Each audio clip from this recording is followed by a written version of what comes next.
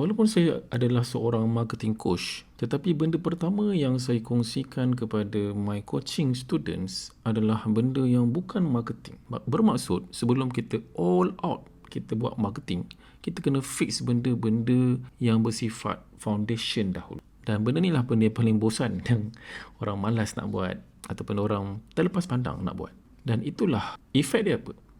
Efeknya adalah sales tinggi tapi profit margin tak sihat. So ramai founder percaya kalau sales itu naik, semua masalah selesai. Which is true at some point. Tetapi realitinya kalau profit margin makin tipis, makin menipis, dan in fact setiap jualan itu membuatkan anda rugi, end up anda hanya penat sahaja pada hujung bulan. Punca dia apa? Actually ada banyaklah benda yang saya fix dalam foundation ni, tapi antaranya adalah pricing. Pricing kita ikut suka hati, kita ikut orang.